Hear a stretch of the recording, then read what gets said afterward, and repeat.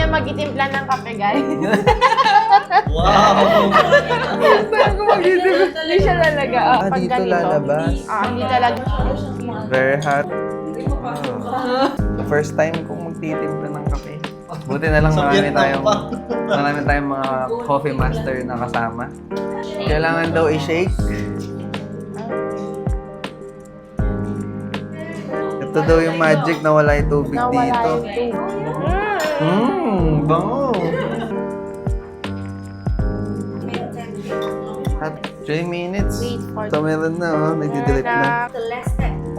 Now, later time. Meron din kami mga kasat. so here we have. Bibilan.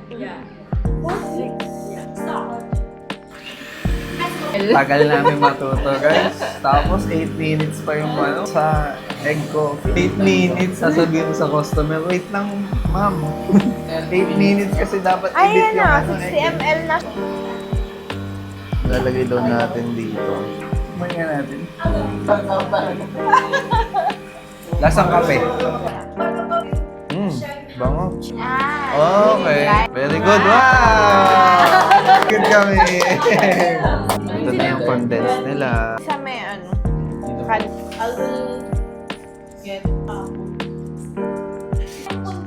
Oo. Ito na so far. Ako. And tatlong naka-red. Yes. Okay. Let's try. Wow. Sarap! Mas may kakao aftertaste, no? Kamapag siya. Mas masarap kinukutsara. Dito rin lalagay. Nakikita ko ano, yung coffee. Di ba? Very quickly. Can I put more? Wow!